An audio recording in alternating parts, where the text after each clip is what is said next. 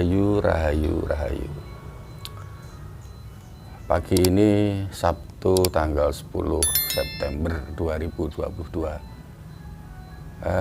Saya ingin mencoba untuk menanggapi gitu ya, fenomena yang akhir-akhir ini riuh atau ramai di jagat media sosial, utamanya di YouTube gitu. Tapi saya tidak ingin masuk ke dalam perseteruan atau permasalahan antara si pesulap merah dan Gus Samsudin yang akhirnya berdampak kemana-mana gitu. Saya ingin menanggapi dari point of view atau perspektif yang berbeda gitu. Tujuannya tetap sama dengan tujuan channel ini saya buat, yaitu untuk edukasi. Akhir-akhir ini kita disuguhkan di media sosial, utamanya di YouTube, itu selain berita-berita politik gitu ya, atau berita-berita kriminal, yaitu berita tentang pesulap merah dengan perseteruannya gitu. Itu viral ya, pesulap merah kemudian menjadi viral gitu. Terus kita mundur lagi beberapa waktu yang lalu yang juga sama-sama viral, itu si Farel ya, penyanyi kecil yang berasal dari ujung timur Pulau Jawa, yaitu Banyuwangi. Lalu kemudian kita mundur lagi, juga kita diramaikan atau viral di media sosial, itu fenomena bongek gitu ya, dengan Citayam Fashion Week-nya. Nah sekarang mari kita kupas satu-satu. Kita mulai dari pesulap merah gitu ya. Pesulap merah itu viral karena apa? Seperti kita tahu, kita bisa lihat di YouTube-nya banyak lah ya. Itu viral karena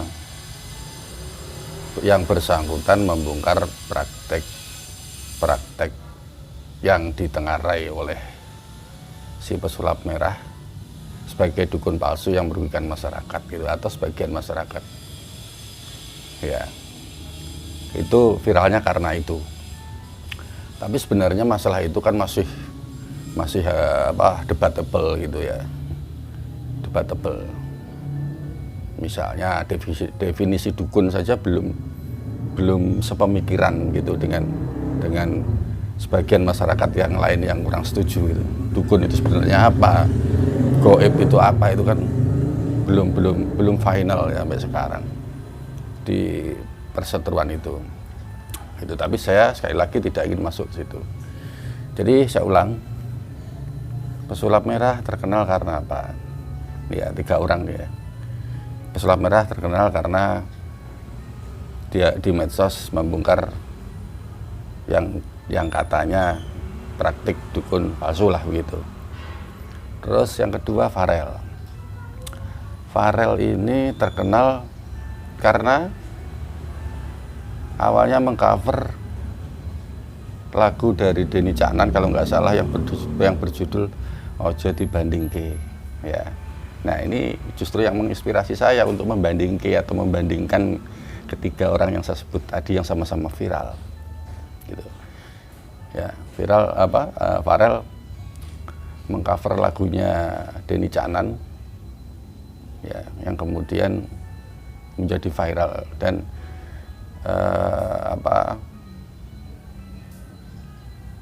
menjadikannya dari penyanyi jalanan atau pengamen yang sekarang bisa dikatakan ya menjadi artis lah begitu. Terus kemudian yang ketiga Bongek. Bongek awalnya sama, pengamen begitu ya. Kemudian membuat dengan inisiatifnya atau dengan kreativitasnya membuat zebra cross itu penyeberangan menjadi state untuk dijadikan media untuk fashion gitu, dengan membentuk karakter fashion sendiri gitu ya kan, fashion yang nyentrik, kemudian dengan percaya diri, dengan dandanan ala dia gitu, ala Bongek, yang akhirnya menjadi viral di mana itu, SCBD di kawasan Jalan Sudirman, Jakarta. Ya. Jadi tiga anak muda tadi viral karena sebab yang berbeda ya. Yang tadi yang pesulap merah itu karena membongkar praktek oknum dukun ya. Terus yang kedua si Farel itu terkenal atau viral karena karyanya ya, karena suaranya dengan mengcover lagunya Denny Caknan tadi. Yang ketiga Bongek juga itu terkenal atau viral karena karyanya juga gitu. Itu sebabnya ya, sebabnya ketiganya itu bisa viral. Terus kemudian magnet atau daya tarik dari ketiganya. Dari si Bongek itu bisa kita lihatlah di tayangan-tayangan YouTube, itu menarik banyak kalangan juga ya, mulai dari orang biasa, artis, kemudian pejabat pun jadi ingin ikut gitu kan, ikut pada saat itu sebelum Citayam Fashion Week itu ditutup ya, itu menarik untuk ikut tampil di situ ya kan, ya artis ya pejabat ikut tertarik gitu untuk tampil di situ, daya tariknya itu pejabat. Terus kemudian Farel sama, bahkan Agustus peringatan 17 Agustus kemarin Farel sempat diundang gitu kan, nggak main-main, di depan pejabat, di depan presiden, tampil menyanyikan lagu Ojo Banding Ke itu, dan satu lagi apa saya lupa, kalau nggak salah Joko Tingkir Ngombe Dawet atau apa gitu ya. Nah kalau si pesulap merah saya nggak tahu, ada pejabat nggak yang tertarik untuk ikut bongkar praktek dukun gitu ya kan. Tapi saya belum lihat di YouTube atau di berita-berita lain yang ada pejabat yang ikut tertarik di dalam karya gitu yang dilakukan oleh pesulap merah karena viralnya itu. Belum ya, itu pembanding yang kedua. Yang pertama tadi adalah sebab dari mereka bisa viral, bisa terkenal. Yang kedua daya tarik atau magnet gitu ya, kalangan artis dan kalangan pejabat begitu. Kalau kalangan biasa seperti saya ini pastilah tertarik, ada juga yang kontra gitu ya. Kemudian begini, yang ketiga, efek atau dampak kontranya ya dari ketiganya itu. Sampai hari ini atau sampai saat ini saya belum menemukan berita atau kabar atau mendengar begitu ya, atau menonton itu di YouTube Bongek itu ada kontra yang begitu luar biasa begitu ya, sehingga membuat statement-statement yang melawan dia gitu, atau statement-statement yang menyudutkan dia gitu si Bongek. Farel juga sama, Farel hampir tidak ada yang kontra gitu ya, atau statement-statement dari YouTuber gitu, atau ustadz atau pengacara gitu yang menyudutkan si Farel, juga si Bongek. Nah kemudian pesulap merah ini menimbulkan kontra yang luar biasa baik dari kelompok dukun, baik dari pengacara, baik dari praktisi lain, itu banyak lah gitu. Itu akibat dari keviralan tiga anak muda tadi ya gitu. Nah sekarang saya kembalikan ke masyarakat, terutama anak muda. Ya, jalan mana yang akan kalian tempuh untuk mencapai tujuan kalian, utamanya di bidang entertain gitu ya, di dunia hiburan, sehingga kalian bisa dikenal, kalian bisa viral gitu. Cuman kalau dari saya pribadi,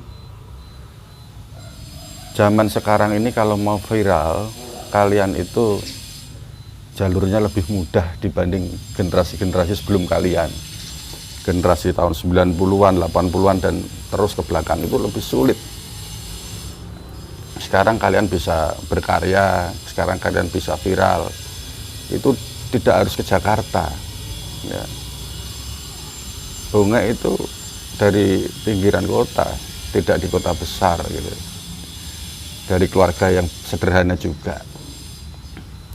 Farel juga sama, Farel itu malah dari ujung timur Pulau Jawa, dari Banyuwangi. Juga Banyuwanginya kalau nggak salah juga bukan Banyuwangi kota, tapi kan tetap bisa berkarya dan viral. Dan bisa membuka pintu istana dan menarik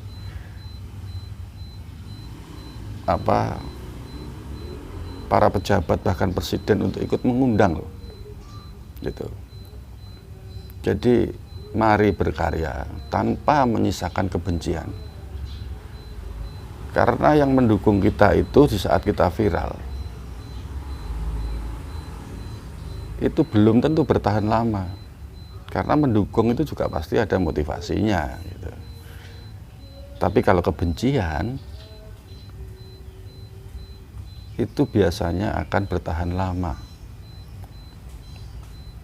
Apalagi bila rasa bencinya itu sampai mendalam begitu ya. Generasi-generasi dulu, generasi-generasi 90, 80 dan ke belakang terus, seperti saya ambilkan contoh lah. Misalnya Inul, Mbak Inul Daratista itu. Sebelum terkenal, waduh perjuangannya luar biasa. Muter gitu ya, dari panggung ke panggung, dari satu kampung ke kampung yang lain. Terus mundur lagi. Sri Mulat misalnya, ya kan? Sri Mulat juga sama, benar-benar muter dari satu panggung ke panggung lain, sehingga sampai bisa seperti menjadi legenda seperti saat ini, sampai sekarang ini. Gitu. Jadi ayo kita gunakan teknologi, anak-anak muda, kita gunakan dengan bijaksana, berkaryalah semaksimal mungkin. Soal hasil kita serahkan kepada Yang Maha Kuasa. Tapi pesan saya, berkaryalah tanpa menyisakan kebencian. Sekarang kita tunggu dari ketiga anak muda tadi, dari Pesulap Merah, dari si Bonge, dan dari Farel. Dari ketiganya ini, siapa ketenarannya yang awet dan siapa ketenarannya yang tidak bertahan lama. Ya, itu saja dari saya kali ini. Sehat selalu untuk Anda dan keluarga. Semoga Tuhan melindungi.